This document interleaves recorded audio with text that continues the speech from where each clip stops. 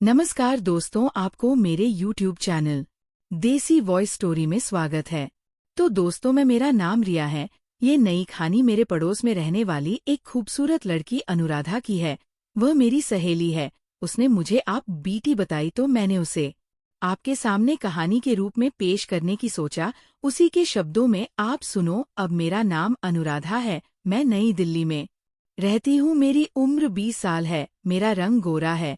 मेरी माँ घरों में काम करके गुजारा करती है। मैं गरीबी के कारण अक्सर दूसरों के दिए कपड़े ही पहनती हूँ। हमारे मोहल्ले में एक शंकरदा रहता है। उसकी दादागिरी से मोहल्ले में सब लोग डरते हैं। वह काफी हटा कट्टा छबीला नौजवान था। उसकी उम्र तकरीबन 34 साल होगी और उसने कई औरतों के साथ वो सब किया है। वह कई लड़कियों की सील तोड़ चुका है। उनमें से 3 मेरी सहेलियां भी हैं। मेरी सहेलियां जब अपनी जुदाई की बातें मुझे सुनाती थी तो मुझे अच्छा लगता था। मेरे शरीर में सनसनी दौड़ जाती थी। उनकी बातें सुनकर मेरा दिल भी करता था कोई मेरे साथ भी वह सब करें। शंकर दादा मेरे ऊपर भी नजर रखता था। आते जाते मौका मिलने पर हाथ मारकर निकल जाता था। मैं इसका मजा लेती थी और डर के मारे चुपचाप निकल जाती थी और किसी को नहीं ताती थी। अक्सर हमारे मोहल्ले की परचून की दुकान पर खड़ा रहता था लाला के साथ। उसकी गहरी सांख गांठ थी। लाला भी मोहल्ले के कई औरतों के साथ वो सब कर चुका था और बदले में दुकान से सामान दे देता था। सर्दी के दिन थे और शाम के करीब 8 बजे थे। लेकिन बिजली चले जाने के मेरी माँ ने मुझे कहा, अनुराधा जा तेल ले, आप बाबू की दुकान से उसे कहना पैसे मार दे देंगी। मैं उदास मन से ही करियानी की दुकान पर गई क्योंकि दुकानदार एक नंबर का अस्को था। इससे पहले भी उसने 1-2 लड़कियों को छेड़ा था। वह लड़की को पूरा ऊपर से नीचे देखता था और उसकी नज़र वासना से भरी होती थी। उसका वह सब करने का किरा बहुत बलवान था और उसे हमेशा वो सब करने की इच्छा लगी रहती थी। मैंने जैसे ही दुकान पर पहुंचकर तेल मांगा, वह मुझे अपनी वही कुत्ते वाली नज़र से देखने लगा। तब दुकान पर एक और महिला भी खड़ी थी।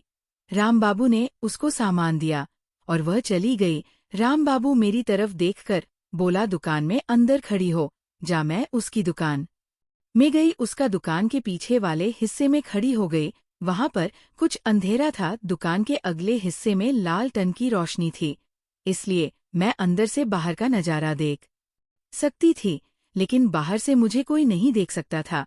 तभी मैंने देखा कि शंकर दादा भी दुकान में आ गया। शंकर को बोला, सौदा दुकान में है, ले ले। शायद शंकर दादा को इशारा किया था। शंकर दादा दुकान में आकर मेरे पीछे सटकर खड़ा हो गया। मैं डर कर पीछे हटने ही वाली थी कि उसने मेरा हाथ पकड़ लिया और बोला, घबरा मत, मैं हूँ। मैं बोली, मेरी माँ राह देख रही है घर पर। शंकर दादा बोला, अरे रानी, घबराती क्यों है?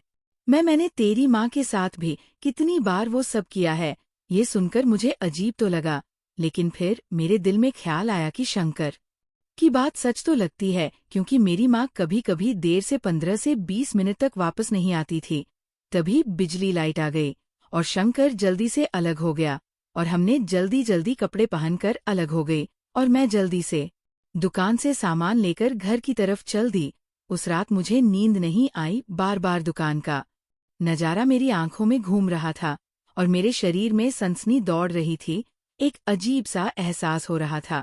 फिर कुछ दिनों बाद मुझे मेरी सहेली की शादी में जाना था। उसका घर दूसरे शहर में था, इसलिए मैं माँ को 7 दिन का बोलकर अपनी सहेली के घर जाने के लिए निकल गई। उस दिन मैंने गुलाबी साड़ी पहनी हुई थी। जब मैं शंकर दादा की झोपड़ी के सामने से निकली, तब शंकर बाहर सड़क पर ही खड़ा था। मैं भी उसको स्माइल देकर निकल गई। अपनी सहेली के घर पहुंचकर उसकी शादी में शामिल हुई, लेकिन मेरा दिल और दिमाग शंकर दादा में खोया हुआ था। एक अजीब सी बेचैनी मेरे अंदर दौड़ रही थी, इसलिए मैं शादी से निपटकर उसी रात को वापस घर के लिए रात वाली बस में बैठकर वापस आ गई और अपने मोहल्ले के बाहर बस से उतरकर पैदल आ रही थी। पूरा मोहल्ला रात होने के कारण सुनसान था। गली में कुत्तों के भौंकने की आवाज आ रही थी। ठंड होने के कारण मैं जल्दी जल्दी चलने लगी। मैंने देखा कि सामने खंभे के नीचे कोई आदमी खड़ा है। जैसे जैसे मैं नजदीक आ रही थी, वो आदमी मुझे साफ दिखने लगा। मैंने देखा कि वो शंकर दादा ही था। शायद उसको अंदाजा था कि मैं रात को वापस आऊंगी। जैसे ही मैं उसके करीब पहुंची, उसने मुझे अपनी बाहों में उठाकर अपनी झोपड़ी के अंदर ले गया। मैंने उसकी खोली देखी, साजो सामान का सारा सामान था, मोटे डनलप के गद्दे थे, उसी पर उसने मुझे लिटा दिया और अपनी झोपड़ी का दरवाजा अंदर से बंद कर लिया।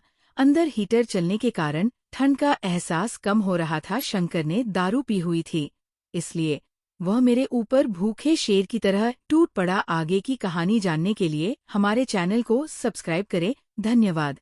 और हमें कमेंट्स में बताएं कि आपको ये कहानी कैसा लगा।